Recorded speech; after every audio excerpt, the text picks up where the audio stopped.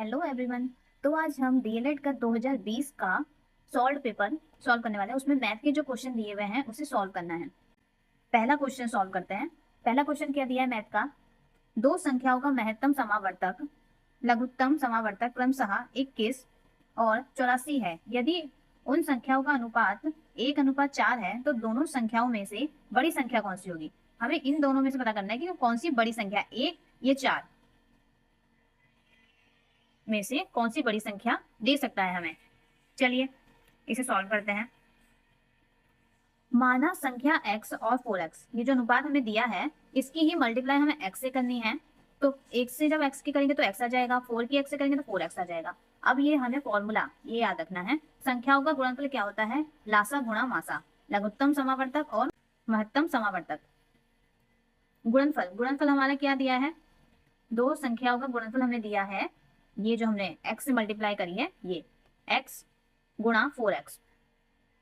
अब x की गुणा 4x से करेंगे तो 4x स्क्वायर हो जाएगा। x की जब x में करते हैं तो वो स्क्वायर में चले जाती है गुणा, 2x नहीं होगा 4x स्क्वायर, उसकी पावर बढ़ती रहती है। अब लासा और मासा में क्या दिया है, 21 और 84 क्वेश्चन में दिया हुआ है ये 21 और 84। अब ये जो 4 है हम इसे अब डिवाइड में ले जाएंगे, 4 से 84 21 बार में कट हो जाता है। अब 21 और 21 की गुणा करेंगे तो 441 आता है, और 441 किसका रूट होता है, 21 का, क्योंकि जब ये स्क्वायर इधर जाएगा तो ये रूट में हो जाएगा, रूट के 441, और 441 रूट किसका होता है, 21 का। अब हमें क्या पता करना है कि सबसे बड़ी संख्या कौन सी है, हमें क्या पता करना है कि बड़ी संख्या कौन सी है। तो बड़ी संख्या हमें कौन देगा, अब क्या करेंगे,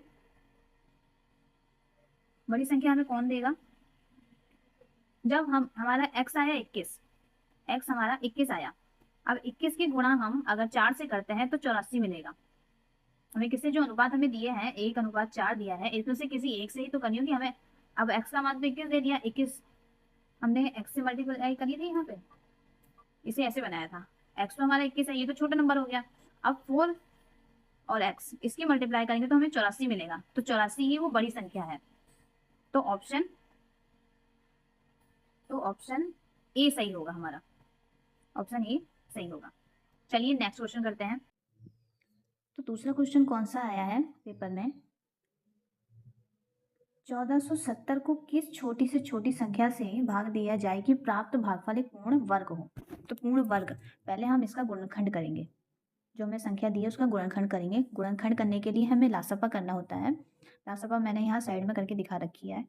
चलिए अब इसका गुणनखंड क्या क्या आता है, तो इसका गुणनखंड 2 3 5 7 और 7 आएगा, 2 3 5 7 और 7। अब हमें छोटी से छोटी संख्या निकालनी है जो पूर्ण वर्ग दे हमें। तो पूर्ण वर्ग कौन कौन सी संख्या दे सकती है, 2 3 और 5 दे सकती है, क्योंकि ये 7 और 7 दो बार आए हैं, दो बार आने की वजह से ये सम संख्या हो गई।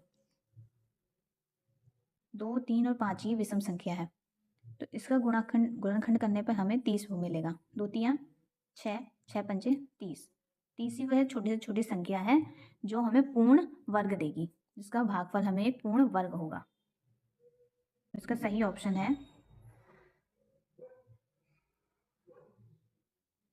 इसका सही आंसर है डी, 30। चलिए अब नेक्स्ट क्वेश्चन करते हैं। यदि एक संख्या का 1/7 इसके 1/11 हिस्से से 100 अधिक है तो वह संख्या होगी, तो संख्या कौन सी। माना संख्या x, क्योंकि यदि एक संख्या का कोई एक संख्या, तो संख्या वो हो गई x का मतलब होता है गुणा के 1/7 इसके, कॉमा लगा यानी कि बराबर का, इसके 1/11 हिस्से से 100 अधिक है, यानी कि 100 इससे अधिक है। तो x गुणा 1/7 बराबर x 1/11 प्लस 100 अधिक है। अब 7 और 11 का एलसीएम 77 करने पर 7 के पहाड़े में 77 कितने बार में आता है, 11 बार में, 11 सत्ते 77, तो x की गुणा 11 से हो जाएगी। अब 11 के पहाड़े में 77 कितने बार में आता है, 7 बार में, तो x की गुणा 7 बार में हो जाएगी और माइनस हो जाएगा, यहाँ पे क्या बचा 100, यहाँ पे बचा 100, यहाँ पे x की गुणा 1 से हुई है, यहाँ पे x की गुणा 1 से हुई है, तो ये बना है और ये इधर आके माइनस में आ गया। अब 77 इधर गुणा में चला जाएगा और 11x में से 7x माइनस होगा तो 4x बचेगा। 100 की गुणा 77 से करेंगे तो 77 100 आ जाएगा और फिर 77 100 की डिवाइड 4 से होगी तो 1925 आ जाएगा। तो इसका सही ऑप्शन है बी। तो इसका सही ऑप्शन है बी 925। अगला क्वेश्चन है, जब हम इसकी डिवाइड 77 से करेंगे तो क्या मान प्राप्त होगा। ये बहुत ही इजी क्वेश्चन है। चलिए डिवाइड करते हैं। 77 की डिवाइड 7 7 7 7 7 7 इसे करेंगे, और भी नंबर है, करेंगे तो क्या मिलेगा। चलिए देखते हैं।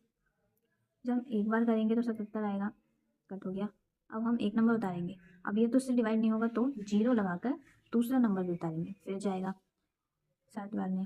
फिर ऐसे ही होगा, फिर 7 उतारेंगे, नहीं जाएगा तो 0 लगाएंगे, फिर 7 उतार के फिर एक बार में जाएगा। ऐसे ही करते करते देखिए कितने नंबर हैं, कितने बार में जाएगा। 1 2 3 4 5 6 7 8 9 10 10 है। 1 2 3 4 5 1 2 3 4 5 6 7 7 बार में। तो इसका सही ऑप्शन हो जाएगा बी, क्योंकि एक बार में 1 फिर 0 फिर 1, इसका ये हो गया, इसका ये हो गया, फिर 0 फिर इसका 1 आ गया, फिर 0 फिर इसका 1 आ गया। ऐसे ही करते करते कितने बार में गया, 1 2 3 4 1 2 3 4 बी वाला ऑप्शन सही है। नेक्स्ट क्वेश्चन पूछा गया है, ए बी और सी की वर्तमान आयु का योग 90 वर्ष है, तो 6 वर्ष पहले उनकी आयु में 1:2:3 का अनुपात है, तो सी की वर्तमान आयु कितनी थी। तो माना 6 वर्ष पहले ए बी सी की आयु क्रमशः इतनी है, 6 वर्ष पहले की है, और अब की मिला के क्या है वो बतानी। तो पहले थी ना, तो अब इसमें 6 वर्ष जोड़ देंगे। अब 6 वर्ष जुड़ गई होगी, एक्स की आयु में भी 6 प्लस हो जाएगा, 2x की आयु में भी और 3x की आयु में भी 6 वर्ष प्लस हो जाएगा, और इनका योग कितना है, 90 वर्ष है। इन तीनों की आयु का योग 90 वर्ष है। अब हम x को एक साथ जोड़ लेंगे और बाकी जो नंबर बिना x के उन्हें एक साथ जोड़ लेंगे, 18, और बराबर में 90 रहेगा। अब 18 को इधर माइनस कर देंगे, 90 में से 18 माइनस होगा तो 72 बचेंगे, 72। अब 72 की डिवाइड 6 से करेंगे तो 12 आएगा। अब सी की जो आयु है उसकी गुणा 12 से कर देंगे। सी की आयु है 3 और एक्स की वैल्यू हमारे 12 निकली है, तो इस एक्स की जगह 12 रख देंगे, तो उसकी आयु क्या आ जाएगी, 36 वर्ष। तो सही ऑप्शन है बी।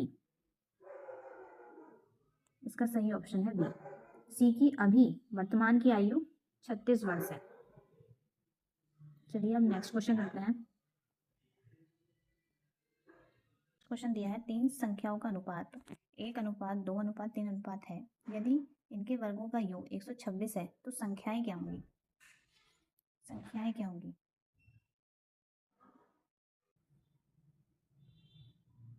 तो नेक्स्ट क्वेश्चन क्या दिया है, नीचे दिए गए प्रश्नों में प्रश्न चिन्ह के स्थान पर क्या आएगा। ये जो प्रश्न चिन्ह दिया है इसके स्थान पर क्या आएगा। तो चलिए सॉल्व करते हैं। पहले हम ये वैल्यू लिख लेंगे। अब ये जो क्वेश्चन मार्क दिया है इसकी जगह हम x मान लेंगे, जो x की वैल्यू होगी वही निकलेगी। चलिए इसका मतलब हमें x की वैल्यू निकालनी है। अब 25 और 24 की गुणा करेंगे तो 600 आएगा, 28 और 10 की करेंगे 280 आएगा।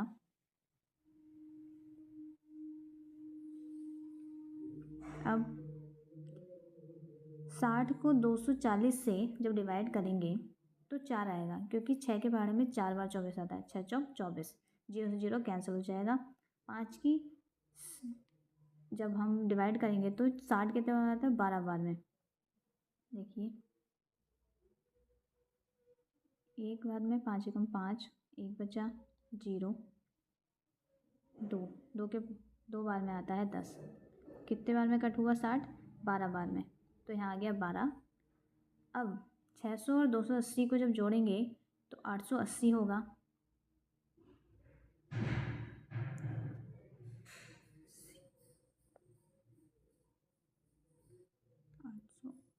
880 होगा 4 और 12 16। 180 की डिवाइड 16 से करेंगे। 16 पंजे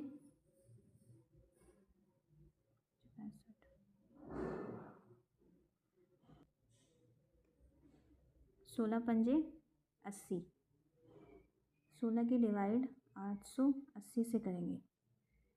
16 पंजे 80 बचा 8, 0 उतारेंगे। 16 पंजे 80, तो इसका आंसर आया 55। तो इसका सही है आंसर सी। चलिए नेक्स्ट क्वेश्चन करते हैं। अब माना संख्या x मानना है, तो जो अनुपात दिए हैं इसमें हमें x की मल्टीप्लाई करनी होगी। x 2x और 3x। अब जो संख्या हमें दी है इसका वर्ग दिया है 126, तो हमें इन संख्याओं का क्या करना होगा, वर्ग करना होगा। तो इसका हमने वर्ग करा, x का स्क्वायर 2x का होल स्क्वायर 3x का होल स्क्वायर, तब बराबर करके इसका जो योग है वो 126 होगा। अब हम इस वर्ग को खोलेंगे। एक्स स्क्वायर 2 का स्क्वायर 4 और एक्स स्क्वायर 3 का स्क्वायर 9 एक्स स्क्वायर बराबर 126। अब इन सभी को जोड़ लेंगे। 14 एक्स स्क्वायर 126। अब 14 की डिवाइड 126 से करेंगे तो 126 14 के पहाड़े में कितने बार में आता है, 9 बार में। अब 9 का रूट, ये जब स्क्वायर इधर चला जाएगा तो ये रूट हो जाएगा, स्क्वायर रूट, और 9 का स्क्वायर रूट होता है 3। तो अब क्या हमें कौन सी संख्या पूछी है, संख्याएं पूछी हैं। तो x का मान हमारा क्या निकल गया, 3। तो ये जितने भी हमने x लगाए हैं इसमें 3 की गुणा कर देंगे तो वो हमें संख्या मिल जाएगी। x का मान 3, 2x, x की जगह 3 रखेंगे और यहाँ पे भी 3 रखेंगे। 3, 2 की गुणा 3 से करेंगे 6, 3 की गुणा 3 से करेंगे 9। तो वो संख्या कौन सी हो गई, 3, 6 और 9। तो इसमें से कौन सा ऑप्शन सही है, ऑप्शन सी, 3, 6 और 9। चलिए नेक्स्ट क्वेश्चन करते हैं। आज हम 10 क्वेश्चन करेंगे, फिर अगले दिन 10 क्वेश्चन और करेंगे मैथ के, इसके बाद हम रीजनिंग करेंगे। अगर आपको ये वीडियो अच्छी लगी हो तो मेरे चैनल को सब्सक्राइब कीजिए, लाइक कीजिए और कमेंट करके बताइए आपको ये वीडियो कैसी लगी, और आगे भी और वीडियो ऐसी चाहिए हो, रीजनिंग की भी चाहिए हो तो मुझे कमेंट करके बताइए।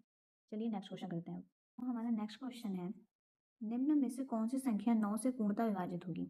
जब हमें पूर्णतः विभाजित संख्या निकालनी होती है 9 की, तो उसके लिए हमें जो ऑप्शन दिए हैं, जितने भी ऑप्शन हमें दिए हैं उनकी सभी संख्याओं को प्लस करके ये देखना होगा कि प्लस करने पर जो भी नंबर आएगा वो 9 से पूरी तरह से भाग हो पा रहा है या नहीं। तो चलिए हम एक एक करके सारे ऑप्शन देखते हैं। तो पहला ऑप्शन है ए वाला, इसके सारे नंबर को हमें प्लस करना है और जो भी आएगा आंसर उसको ये देखना है वो 9 से डिवाइड हो रहा है कि नहीं। तो 1, 4, 7, 8, 2, 8, 7 को प्लस करने पर 37 आ रहा है हमारा। तो 37 9 से पूरी तरह से डिवाइड नहीं हो पाता है, तो ये ऑप्शन भी गलत है। अब दूसरा 2, 3, 1, 6, 0, 9, 9 करने पर 30 आ रहा है। 30 9 9 के पहाड़े में 30 नहीं आता है, ये पूरी तरह से डिवाइड नहीं हो पाएगा, तो दूसरा भी गलत है। अब तीसरा ऑप्शन देखते हैं, 9, 4, 7, 8, 1, 0, 7 करने पर हमें 36 मिल रहा है और 9 के पहाड़े में 36 आता है, तो यही 36 सी ऑप्शन है जो पूरी तरह से 9 से विभाज्य हो जाएगा। चलिए हम नेक्स्ट क्वेश्चन करते हैं। 7 की घात 8 में इकाई अंक कौन सा है, यानी कि 7 को हमें 8 बार खोलना होगा, उसकी मल्टीप्लाई करके हमें ये देखना होगा कि उसका लास्ट वाला नंबर जो आ रहा है वो क्या है। तो हम जब ऐसे करेंगे तो बहुत टाइम लग जाएगा, तो चलिए हम इसके शॉर्ट ट्रिक से करते हैं। तो इसके लिए हमें पहले 8 की घात को तोड़ना होगा। 8 की घात को हम कैसे तोड़ सकते हैं, 4 और 2 में, 4 दूनी 8 में तोड़ सकते हैं। अब हम 7 की गुणा 4 बार कर सकते हैं। 7 की गुणा हम अगर 4 बार करेंगे तो ये हमें मिलेगा 2401, और इसके जो लास्ट वाला नंबर है, इकाई का नंबर, वो क्या है, 1। तो इसकी इकाई क्या होगी, 1। तो ए ऑप्शन सही है। चलिए अब नेक्स्ट क्वेश्चन।